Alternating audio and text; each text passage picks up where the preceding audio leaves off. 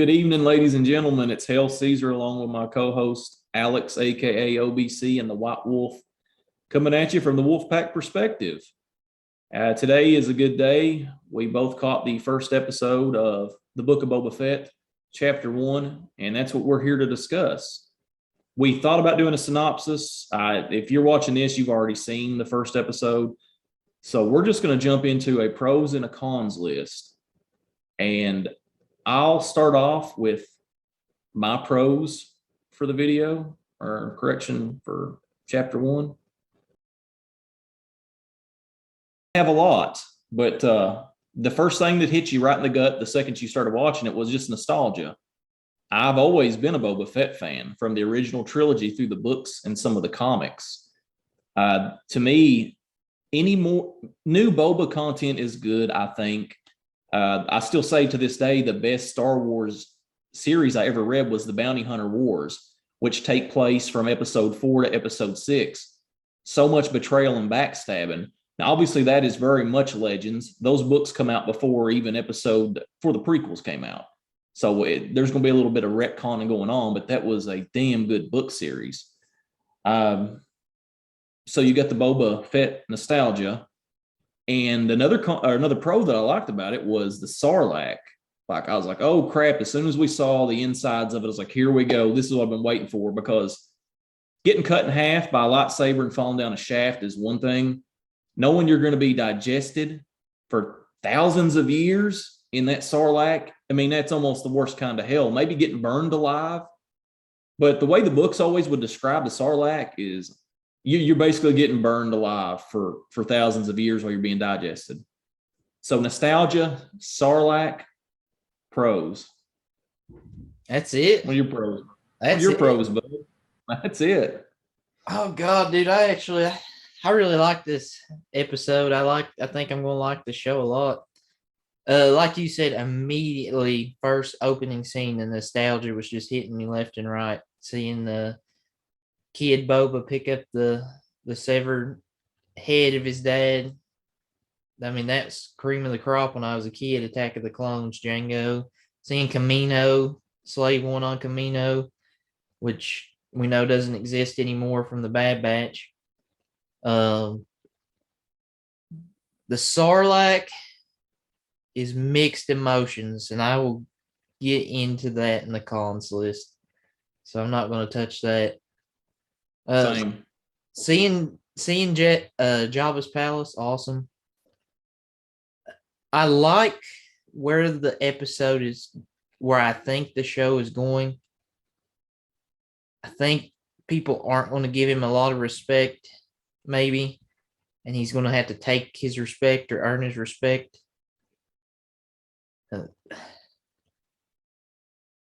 I think it's going to go in a direction I like. I hope it's not going to turn out like some of the other Star Wars content we got, but it doesn't look like it's going to. It seems like it might be a little darker than. Hey man, I mean, that's just. I mean, I'm perfectly happy with the male protagonist kind of being a weakened version of himself and having a strong female co-star to carry him through it. I mean, that's just the trends, buddy. Strong female, man, we got to have that. I don't have a problem with any of that. I just don't want it to be. I don't even know the word. The Bad Batch. I don't know if you watched the Bad Batch, which I didn't get to watch it. Animated stuff is centered probably more toward kids than this is, but yeah, I don't get a lot into that. Such a letdown, man. Mando, if it's anything like Mando, I'll like it, but we can go with the cons because I have hope for it, and I have a lot of pros. Like, I thought it was a good episode. I really did like it. There's a few things I just did not like, though. Okay, well, I've got quite a list of cons, and if you see me glancing, I'm literally looking at my list. So I might do. How about we do a con at a time? Because if I sit here and ramble on, I'm gonna be rambling on for a few minutes. Let's just start out the obvious. Do you have a con about the Sarlacc pit, or a con before the Sarlacc pit, or is that the first one? Actually, the first con was the Sarlacc pit. What I loved about the Sarlacc pit was how hideous it was and disgusting. What I hated about the Sarlacc pit was it was less than a minute. Like, dude, this is a meaningful moment. This is a really meaningful scene. and we've got less than 60 seconds, I think, of actual Sarlacc. See, I'll give you some spoilers from the Bounty Hunter Wars. Boba doesn't just escape by himself. He almost does, but dude, you're in a Sarlacc. How the hell are you getting out of there? He gets some help from Dengar, another one of the bounty hunters. But that's kind of how that went. But I just didn't think there was nearly enough of it. So my cons with it were, one, there was like 3 or 4 other people that fell in that son of a bitch in Return of the Jedi, and they're just not in there anywhere. Second off, he got out of there way too easy, like you said. Way too easy. Fuck yeah, that's a problem for me. 3, why the fuck's there a random stormtrooper in there? I don't ever remember a stormtrooper falling in there, which that might be like a legend thing, or I don't know, but I feel like that was thrown in there for convenience and to move the plot along, so they could use their breathing apparatus to not die. And then lastly, like you said, in the Legends, Dengar rescues him from the Sarlacc. In this, he just fucking uses his flamethrower, I guess, kills it, and then fucking crawls out of a hole in the sand. Like, it did not make sense to me. I feel like they way dropped the ball on that. Maybe at another video, I'll do some more digging. I could have swore the Sarlacc might have had interior defenses against people that could fall in and not be dead to actually kill them. But man, the flamethrower seemed to have done the trick in that situation. And it seemed like he was maybe like choke. I don't know that much about the Sarlacc. It seemed like he was like choking, maybe, or maybe like the air inside there was toxic. I'm guessing that's why he had to breathe or rip the apparatus off the stormtrooper's helmet to breathe. But well, another con that I have is Boba Fett is his whole identity is tied to being a bounty hunter. He is the most deadly bounty hunter in the galaxy. And now, right out of the gate, you're making him a stumbling, bumbling, kind of idiotic crime lord, which doesn't really fit his new change in personality from being this ruthless, cold, calculating bounty hunter to he falls in a pit, he comes out, and I think I'm going to be a crime lord now, and I'm going to do it with respect. I'm not going to do it by the means I know I should do it on Tatooine, but because everybody here is ruthless, but I'm going to try to change the culture. I don't care. I know characters evolve and you know, they change over the course of time. That's a good thing. It's good to have character evolution. But dude, we've had 6 minutes of Boba Fett as a bounty hunter on live action. We've had 6 minutes, dude. He's had 4 lines in the movies, I believe. And now we're just going to change him into something that he's not. Like that bothers me a little bit. Maybe down the road they could do a young Boba Fett where he's in his 20s or 30s, early 30s. That's getting ready to get into a whole nother con for me, but I'd be more interested in seeing. In the Clone Wars as a kid, he's pretty ruthless. I mean, he tries to blow Mace Windu up and stuff like that. And you're right, they kind of, I'm trying to not use too bad language, but the only thing that comes to mind is they kind of pussyfied him a little bit. So far, that's appropriate. Is it that they're trying to turn him from a bad guy or an ultimate baddie into a good guy? Possibly. If that's the direction they're going, I would have rather them just leave him as a bad guy, because sometimes it's cool to have a show about a bad guy, like a Deadpool, something like that. But you'll see interviews, man, and people, bad guys sell. Darth Vader sells. You know, he might have a heart of gold underneath all that, you know, smoking, burn up heart, and he does, but he's a bad guy. He's known as a villain. He ain't known as redeeming, really. He's a bad guy. Boba Fett's, I would consider Boba neutral, completely neutral, even middle of the road guy, honestly. I mean, he's a bounty hunter, and bounty hunters go off who's paying, whether they're a good guy or a bad guy. But I would say he had a code, though. He did have a code in the books. Like, he wouldn't say he took a bounty for 50,000 credits. If the guy he captured tried to give him 100,000 credits, he wouldn't take it. He didn't want to tarnish his reputation as a bounty hunter. That was more important to him than the credits. Going back, not to backtrack, but I did think it was hilarious when he gets out of the Sarlacc and those Jawas pull up. Because at first I thought they were going to rescue him. I was like, what? I thought he would get rescued by the Tuskens or something. And that they just start taking his armor off, and he kind of grabs that one by the leg, and he's just like, it's that rifle. That was great. He's got a glass jaw in that episode. In that chapter 1, he's got a glass jaw. Everybody's knocking him out left and right. It's kind of sad, really. Go ahead with your next call. All right. Now this is going to be the kind of the big one, and I'm sure that if anybody actually watched our videos, you'd catch a little bit of shit on this. But I have a problem with a character being 41 years old, being played by a 61-year-old dude. He goes into the pit, a skinny, looking in shape bounty hunter at the height of his career, comes out as a fat old guy. Come on, guys. There was a guy named Daniel Logan that played Boba Fett in episode 2, and you can look up pictures, and I'm sure Alex will add pictures of this as we're talking to the when the video is released. He looks really good in the armor still. Daniel Logan does, and he's like 34 years old. I know he done some work in the Clone Wars. He did voice over Boba Fett in the Clone Wars. Why not bring him in? Maybe put a scar or two on his face. He is way more age appropriate. I know the Timura guy is very famous and he's very well known and very well respected, but I had a thought on it that they're going to sound different, obviously, but maybe whenever Fett's got the helmet on, the way the microphone in his helmet, maybe Timura could have done voiceover acting. But man, and there's other fans that have already called this out. That's why I wanted to shoot this video before I started getting influenced by what other people were saying. He's not a fat old guy when he goes in the pit, man. That's just, I don't like that direction at all. If this would be we're going to show a lot of flashbacks to him as a bounty hunter played by, say, Daniel Logan, and now you've got this grizzled old veteran, but he's still supposed to be like 40, 41 in this series. Like, that's crazy to me.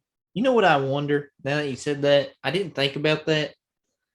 But when he crawls out, you can see the sail barge in the background, but it's not like smoking or on fire or anything like that. And it exploded in Return of the Jedi.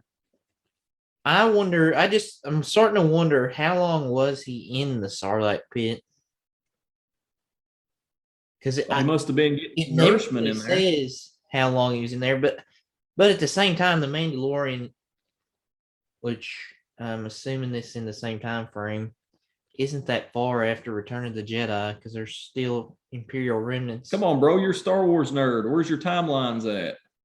I mean, I know it's not that far after the Return of the Jedi, but I just wonder how long he was in the Sarlacc pit, because I mean, you would think if he escaped freshly afterwards that the sail barge would still be burning or stuff like that, but it's not. So, but obviously not like 10 years has passed. So I get what you're saying about the age thing, but and people can't say, oh well, he could have taken some damage from the Sarlacc.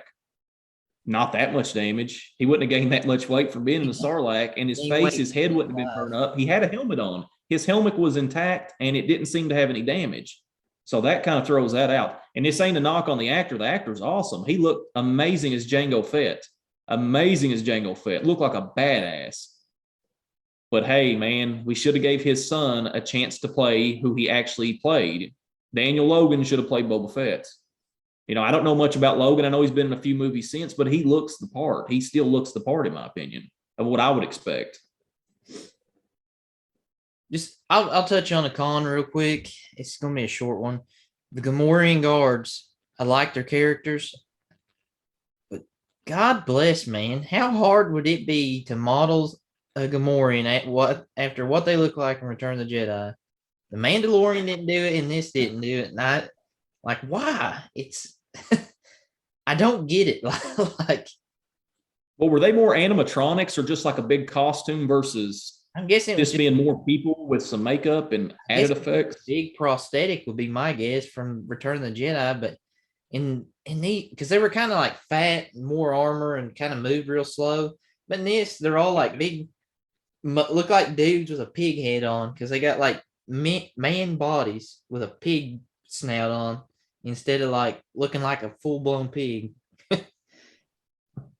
Yeah, well, that's not a bad. I mean, that ain't that major of a con. And I'm with you. I've just got a few short ones now. I've kind of got mine out of the way for the most part, but I thought the action scene sucked. The fighting scene where they were outside the bar and they were going up against the people with the shields, I thought that was kind of dumb. Where's your flamethrower, bro? Flamethrower might have a little bit better chance of getting through those shields or around them versus what they were trying to do, which was punch them, I guess. Yeah. Didn't like the action. When the guys were escaping, he's like, I was glad to see him use his wrist launcher and shoot the one. But I'm like, bro, you got a blaster on your hip. Start blasting them. Like, why are you fighting them hand to hand? Yeah. Also, man, things that make, I don't know, Boba Fett great was the fact that he was always mysterious. Every line he had, every scene he was in, he was focal in the scene. He was mysterious. This trend of, and I know Pascal's ass, Pedro, he's a big fucking part of this. Got to take my helmet off. They got to see me. They got to see me. Man, I want to see less of Pedro's ugly ass. I want to see less of Tamura. I like Tamura better, I guess, as an actor, but Boba Fett is mysterious with the helmet on, the T visor. You could throw that Mandalorian armor on anybody, and they're going to be a cool character, almost like you're giving it to them. But keep it mysterious, and obviously, he's the main character. They're looking to expand on his lore now in a way that Disney's going to do it, whether we're going to be happy with it or not at the end of the day. But he was always the mysterious guy, man, and you're taking that part away from him. I think you still could have done it with him being the main character, but you know, That your full list.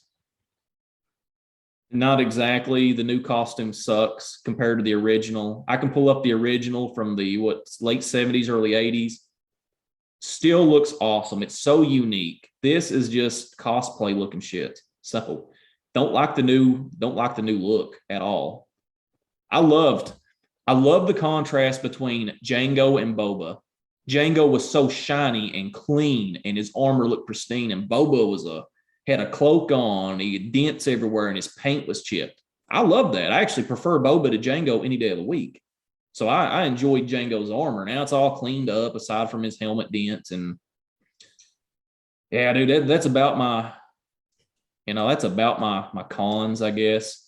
Also disappointed in the action. Like I said, the guy directing it was Robert Rodriguez, who I've told you before is one of my favorite directors and favorite people in Hollywood. Ain't heard too much bad stuff on him, so still like him. I I just disagree, man. I get it had its cons. It did. I thought it was a great episode. I loved all the stuff with the Tuscans. I wish they were a little more traditional from like New Hope Tuscans. But I mean, I guess it could be a different clan or whatever. But the Jawas, all the nostalgia. I think even in when they're in that brothel or whatever that is that we were talking about, I think you could even see the Max Rebo band from Return of the Jedi that they re-added in there, Yeah. playing in the background. But Well, I mean, I have high hopes. I think it's after what I seen last night, it improved my hopes, and I think it'll be good.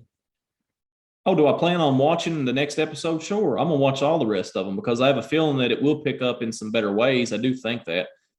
I just think Disney is trying their damnedest to make up for the sequels, and they're cashing in on nostalgia. What was the best part of The Mandalorian season 2? What was the best part? Luke, The best part was Luke. Okay, so what's the best part of Boba Fett? The best part of Boba Fett's having Boba Fett because it's nostalgia. Mandalorian, I don't know, man. That's a touchy subject. I don't like the actor. I thought he was boring. I thought he was boring. I thought he was a boring character. I like Boba. Boba and Luke made that season 2 pretty good for me. But again, dude, I just feel like they dropped the ball with casting. I think what'll ultimately end up happening is Boba's not going to get respect trying his new good guy approach or ruling through respect. It's Tatooine. He's going to have to be ruthless. I think there are people that will challenge him, and he's going to have to prove that I'm the badass of this planet now. You're going to do what I say when I tell you. Again, bro, he was a badass before he went in the Sarlacc. And whether he's in there a day, a week, a month, he comes out. Hey, you can say that was like an out of body experience for him. Maybe he come out and thought, holy shit, I ain't doing this stuff anymore. I'm working for myself so I can control what pits I fall down and who I'm in bed with. Could be that. And if that's explained throughout the rest of the series, awesome. But hey, man, bring some Daniel Logan in for some realistic looking Boba Fett's. I don't know, man. It's optimistic, but cautious, very cautiously optimistic going forward. Well, guys, this has been just a quick, well, I won't say quick because it seems like this video is probably going to be pretty long, but it's been a review, just giving our honest thoughts on it. We'll try to get this out as quick as possible, and we will catch you on we'll probably have another video out before the next episode of Boba Fett, I would assume. But Sure. we'll catch everybody in the next one.